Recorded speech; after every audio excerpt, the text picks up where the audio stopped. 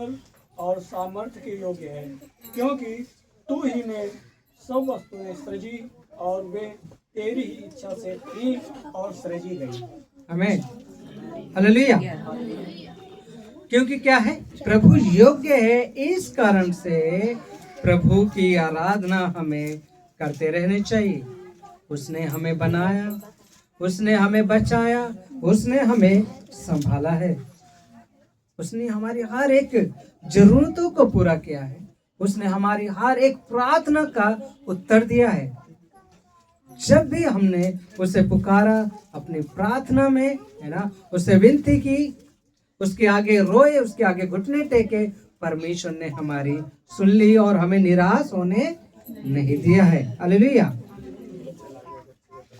है ना। और इसी प्रकार से अगर हम भजन संहिता 103 और उसका 2 देखे तो उसमें लिखा है, मेरे मन प्रभु को धन्य के और उसके किसी उपकार को ना भूलना। हालेलुया। कई बार हम ना प्रभु से उत्तर पाने के बाद, या प्रभु जब हमारे जीवन को उत्तम कर देता है, या प्रभु जब हमारी प्रार्थना का उत्तर दे देता है, हम क्या है उसके उपकार को भूल जाते हैं। हम क्या है संसार को ज्यादा इम्पोर्टेंस देने लगते हैं और संसार की बातों को ज्यादा महत्वपूर्ण मानने लगते हैं, और इस कारण से क्या है हम उसके उपकार को भूल जाते हैं। और फिर उसके बाद उससे तगड़ी विपत्ति आती है और फिर हम गिड़गिड़ाते हैं। इसलिए मेरे प्रियो, प्रभु के आगे, है ना, उसके आगे कहे, उसे धन्य कहे, उसके किसी भी उपकार को न भूले, उसे पुकार के हमेशा धन्यवाद दें।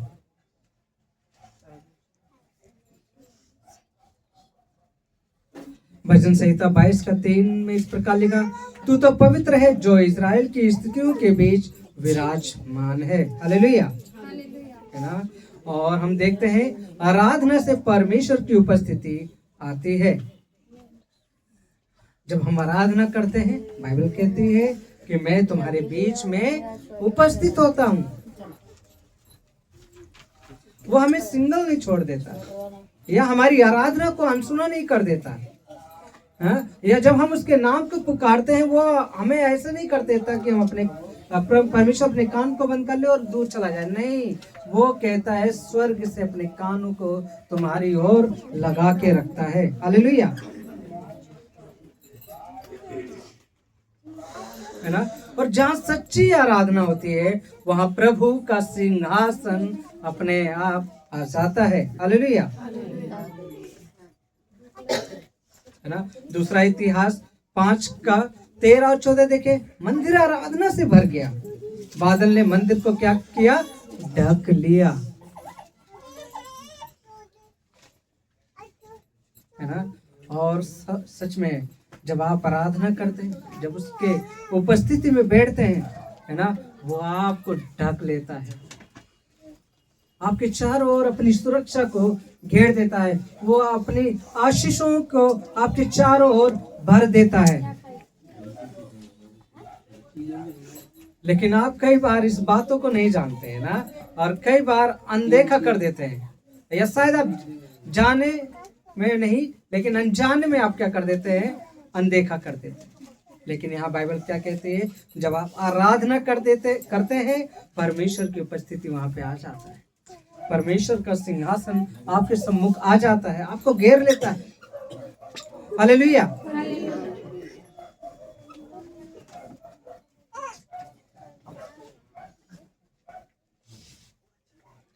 आराधना से बंधन टूटते हैं। प्रेरितों 16 का 25 और 26 में इस प्रकार लिखा है, पौलुस और सिलास रात को प्रार्थना और स्तुति कर रहे थे, जेल बंद थी, शरीर बंधे थे, पर आराधना बंद नहीं हुई। उनके हाथ पैर बंधे हुए हैं, उनके क्या है, हाथ पैर दोनों बंधे हुए हैं, है ना। शायद काठ की लकड़ी से, सिर्फ रस्सी से नहीं, रस्सी से नहीं, किससे, काठ की लकड़ी से, लकड़ियों के बीच में पैर को फंसा के, हाथ को फंसा के बैठा देते थे। सोचे कितना दर्द भरा पल होता होगा वो। फिर भी वो क्या करते हैं, परमेश्वर की आराधना करते हैं। पौलुस और सिलास क्या है, परमेश्वर की आराधना करते हैं, वहां जेल हिलने लगता है, भूकंप आने लगता है।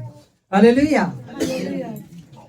सच में जब आप मुश्किल में हो, परिस्थिति में हो, तकलीफ में हो, उस समय आराधना करें, दिल के साथ आराधना करें, फिर आप देखिए आपकी परिस्थितियां हिलने लगेगी, हिलने डुलने लगेगी।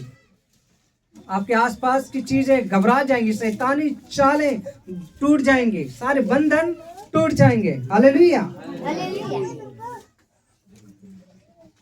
ऐसा है आराधना का सामर्थ्य, ऐसा है परमेश्वर की उपस्थिति। लेकिन हम क्या है, प्रभु को सच्ची आराधना नहीं देते, प्रभु को पूरे दिल के साथ हम आराधना नहीं देते हैं, और इस कारण से हम क्या है, कहीं ना कहीं टूटे हुए रहते हैं, कहीं ना कहीं बंधे हुए रहते हैं, कहीं ना कहीं हम दुश्मन के आगे यानी कि शैतान के आगे घुटने टेके हुए रहते हैं, है ना। वहां पर जब जंजीरें, जब भूकंप आया, पूरे जेल टूट गए, सारे कैदी भाग गए, है ना, और जेलर वहां घबरा के डर के मारे रोने लगा कि अब तो क्या होगा, मेरे बड़े अधिकारी मुझे तो टांग ही देंगे। लेकिन वहां पर पौलुस और सिलास बैठ के कहते हैं, घबरा मत, हम यही हैं, है ना।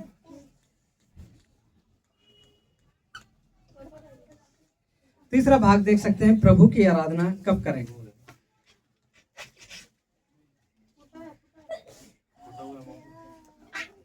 पहला हम देख सकते हैं अच्छे समय में, भजन संहिता 34 का 1, मैं हर समय प्रभु की स्तुति करता रहूंगा, है ना, और उसकी आराधना करता रहूंगा। हालेलुया। उसकी आराधना कब कब करें, जब नौकरी मिले, जब आशीष आए, जब खुशी हो, क्या तभी आप करेंगे आराधना उसकी, है ना। हम अय्यूब के जीवन से देख सकते हैं। अय्यूब 1 का 20 और 21 में लिखा है, अय्यूब का क्या है, अय्यूब ने उठकर भूमि पर गिरकर प्रभु की आराधना की। जब सुना सारा धन चला गया, सारे शोहरत चले गए, सारा जानवर खत्म हो गए, यहाँ तक कि उसकी संतान भी खत्म हो गई, घुटने टेकता है। आप में से कई, अभी हमने देखा, एक उदाहरण देखा तनिषा बहन का है, उनका जानवर खोया तो कैसे रो रो के पूरे गली में घुमा, है ना। लेकिन वहां पर हम देखते हैं अय्यूब किसके आगे गिरा, परमेश्वर के आगे, उसने घुटने टेके और प्रभु को धन्यवाद दिया। प्रभु ने दिया, प्रभु का नाम धन्य है, और उसने दिया वही लेने का हकदार है। हालेलुया, है ना। आपके जीवन में कभी कठिन समय आए, तकलीफ आए, परेशानी आए, परिस्थिति आए, बीमारी आए, ये ना कहे प्रभु मेरे जीवन में है क्यों, प्रभु मेरे आसपास ही क्यों, मेरे परिवार में क्यों, नहीं, उस समय भी कहे प्रभु मुझे पता है ये समय है और ये टल जाएगा यीशु मसीह के नाम से। हालेलुया। उसी समय खड़े हो, आराधना करें, घुटने टेके उसके गीतों को गाते रहे, उस दुख की घड़ी में भी, उस परेशानी में भी। और सच में आप क्या देखेंगे, परमेश्वर एक अलग शांति, प्रभु के एक अलग अनुभव।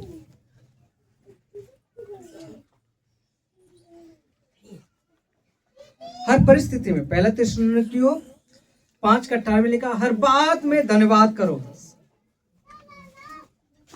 पहला थिस्सलुनीकियों 5 का 18, चाहे रोग, चाहे कमी हो, चाहे परीक्षा हो, चाहे किसी भी प्रकार की तकलीफ क्यों ना है, चाहे दर्द हो या कुछ भी क्यों ना हो, हर बात में क्या करो, परमेश्वर को धन्यवाद दो, है ना, उसकी आराधना करो, उसके नाम को महान कहो।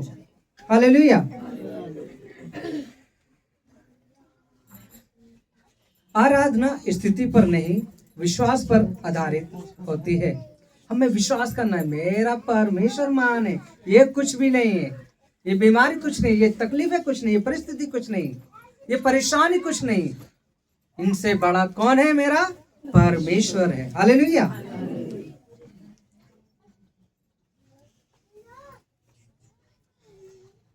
है ना? इसलिए मेरे प्रियो मैं आप लोगों को बताना चाहता हूँ, आराधना सिर्फ रविवार का काम नहीं है ना? आराधना हर दिन का जीवन का होना चाहिए, हर दिन जीवन का एक हिस्सा होना चाहिए, भाग होना चाहिए। जब मैं ओखला में काम करता था, सुखदेव विहार, वहाँ पर है ना, मैं पेट्रा दीदी के यहाँ पे काम करता था और मैं बाइक से आता जाता था। उस समय मैं क्या गीतों को गाता रहता था, परमेश्वर के गीतों को गाता रहता था, है ना? उस समय सोचे मेरे पास तकलीफें बहुत थी, है ना, परेशानियां बहुत थी, हर एक चीज से आर्थिक स्थिति ठीक नहीं थी, है ना? मेरे पास एक पुरानी बाइक थी, पल्सर बाइक थी, जिसमें हर समय पेट्रोल खत्म हो जाता था, कभी भी धक्का मारना पड़ता था, है ना? मैं फ्लाईओवर के ऊपर ले जाता था और वहां से इंजन बंद कर देता, फिर वो ऐसे ही पकड़ के ले, मतलब कि उसमें बैठता था और वो जितनी दूर तक जाती थी उतनी दूर तक मैं इंजन बंद करके रखता था ताकि पेट्रोल बचे। हालेलुया। उस समय में भी मैं परमेश्वर की आराधना करता, आते वक्त भी, है ना?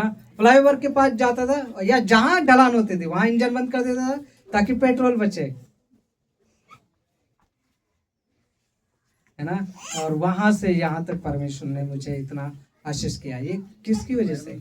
केवल जब मैंने परमेश्वर की आराधना की और परमेश्वर की महिमा को कभी नहीं भूला, उसके उपकार को कभी नहीं भूला, है ना? और प्रभु का नाम सच में महान है और वो धन्यवाद के योग्य है ना? इसलिए जब भी कभी किसी समय भी सेवा संगति होती, उस समय भरपूर बढ़ चढ़ के हिस्सा लें, चाहे वो रविवार हो, चाहे वो मंगलवार हो, चाहे वो बुधवार, किसी भी समय में आप, है ना, हमेशा प्रभु की उपस्थिति में शामिल हो। बोले ये काम जो घर का काम है वो बाद में, पहले प्रभु को समय देना, प्रभु को आराधना। हालेलुया।